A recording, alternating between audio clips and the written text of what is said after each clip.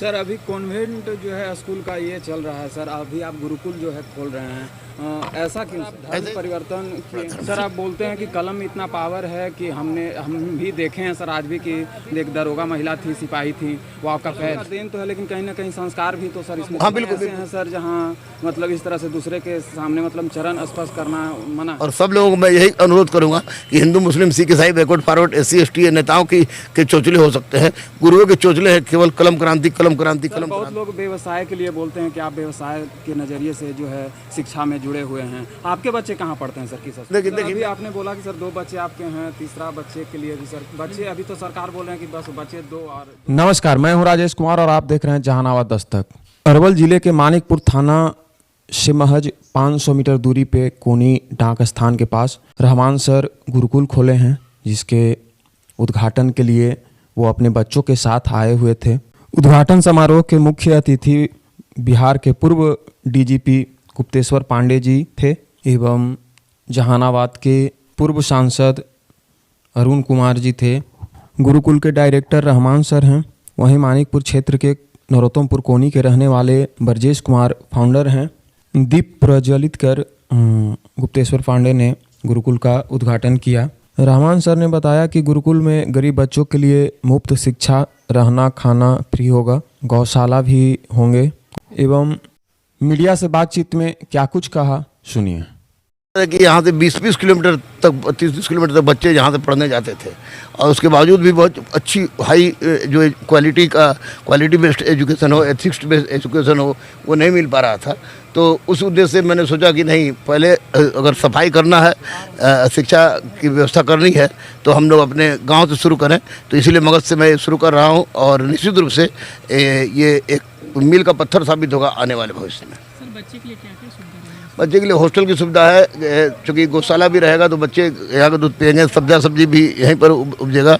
और ये चूँकि शिक्षक जो है अरुणाचल प्रदेश, केरल और दार्जिलिंग के हैं, तो सारा चीज़ बच्चों को सिखाया जाएगा।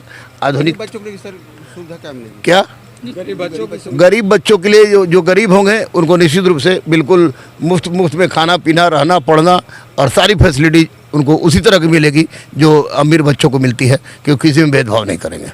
सर ये क्षेत्र एक समय था जो नक्सली से पीड़ित रहती थी, लेकिन आज उनको आप अलग जगाने का काम करें शिक्षा के प्रति, लेकिन जो स्थानीय लोग हैं इनको क्या देना चाहते हैं? देखिए, स्थानीय लोग मैं स्पष्ट बता दूँ, कभी गोलियों की तड़तड़ाहट से गूंजा करती थी ये क्षेत्र, लेकिन अब कलम की आवाज़ से गूंजेगी और कलम क्रांति, हर घर से कलम क्रांति कलम क्रांति कलम क्रांति की आवाज़ आएगी। और उसके लिए चाहे मुझे कुछ भी करना पड़े, मैं और ब्रजेश उसके लिए पूरी तरह तैयार था, हूँ और रहूँगा। और यहाँ के तमाम लोगों से मैं अनुरोध कर रहा हूँ, 1 साल के लिए अपना बच्चा दें और उसके बाद फिर देखें कि किस तरह की बात मैं कर रहा हूँ, हम लोग कर रहे हैं। और निसंदेह जबकि सब कुछ छोड़ के जब हम पटना से यहाँ आए हैं तो निसंदेह एजुकेशन के साथ, एजुकेशन क्वालिटी के साथ किसी भी तरह का समझौता मैं नहीं करूँगा।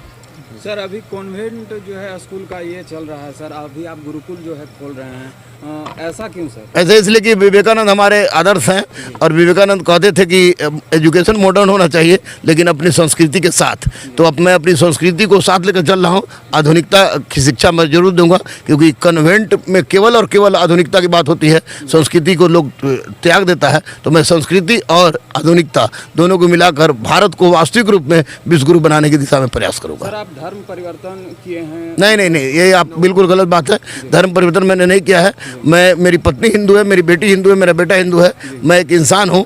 धर्म परिवर्तन, मैं धर्म को मानता हूँ, इंसानियत का धर्म, मानवता का धर्म। अमानवता से बड़ा कोई धर्म नहीं होता है, यही सबसे बड़ा धर्म। सर आप बोलते हैं कि कलम में इतना पावर है कि हम भी देखे हैं सर आज भी कि एक दरोगा महिला थी, सिपाही थी, वो आपका पैर छुई।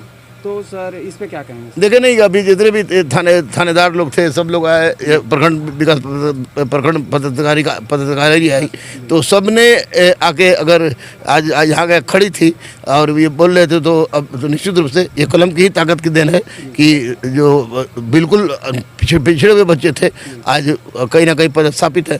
तो गौरवान्वित महसूस का देन तो है, लेकिन कहीं ना कहीं संस्कार भी तो सर इसमें। हाँ बिल्कुल, इसीलिए तो इस स्कूल की स्थापना का में ऐसे हैं सर जहाँ मतलब इस तरह से दूसरे के सामने मतलब चरण स्पर्श करना मना है। नहीं, वंदे मातरम माँ का जब वो लोग जाहिल लोग ऐसा करते हैं, क्योंकि माँ के पैर के नीचे जन्नत माना जाता है। जो आप बोल रहे हैं मैं समझ रहा हूँ कि इस्लाम में भी है कि माँ के पैर के नीचे जन्नत होता है।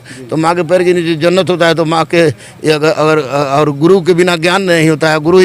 गोविंद के बारे में बताते हैं तो गुरु का चरण छूना निश्चित रूप से एक आशीर्वाद का प्रतिफलन है। यह ठेंगुना लोग छूता है वो गलत है, गुरु का अंगूठा छूना चाहिए। और मैं इसका कट्टर समर्थक हूँ, मैं कट्टर भारतीय हूँ, कट्टर सनातनी हूँ और भारत के लिए कुछ भी कर सकता हूँ, सनातन के लिए कुछ भी कर सकता हूँ।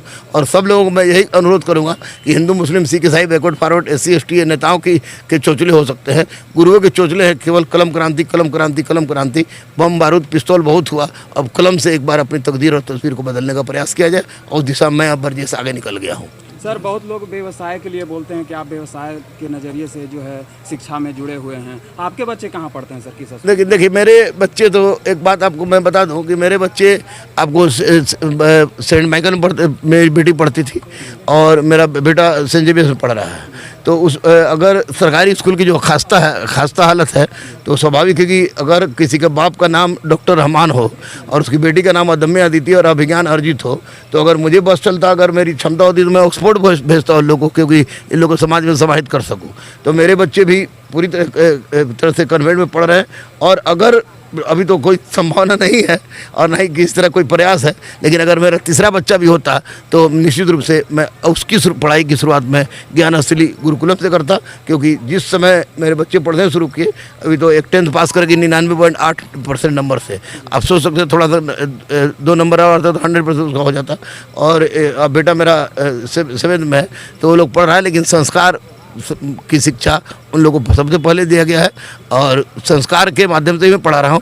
मैं गवर्नमेंट की बात नहीं कर रहा हूँ, मैं कह रहा हूँ संस्कृति संस्कार के साथ साथ आधुनिकता से ओतप्रोत शिक्षा, ताकि हम वैश्विक स्तर पर अपने आप को मजबूत कर सकें, लेकिन अपने आप को मजबूत करें तो करें ही अपनी संस्कृति को भी मजबूत करें।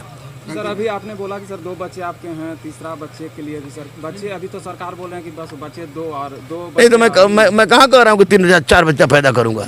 मेरे 2 बच्चे, मैं कह रहा हूँ कि यदि मैं 3 बच्चे का बाप भी होता और मेरा बच्चा छोटा होता तो उसका एजुकेशन ज्ञान असली गुरुकुलम में ही होता। ऐसे आप बात कर लिए 2 मतलब बस 2 में बहुत पढ़ाने में हमको जो कष्ट हुई है, निश्चित रूप से स्वाभाविक सबको कष्ट होता होगा। बच्चे 2 ही अच्छे, इसलिए मेरी बेटी और बेटी अदम्य अदिति और बेटा मेरा अभिज्ञान अर्जित मेरी आत्मा है और आत्मा 2 ही रहे तो आत्मा परमात्मा के रूप में ज़्यादा अच्छा महसूस होगा। बहुत धन्यवाद। Thank you.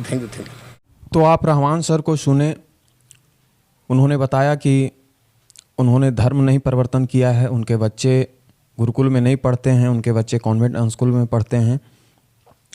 और आप रहमान सर के बारे में क्या समझते हैं कमेंट करके बताइए। वीडियो को लाइक कीजिए, शेयर कीजिए। मिलते हैं अगले वीडियो में, तब तक के लिए जय हिंद।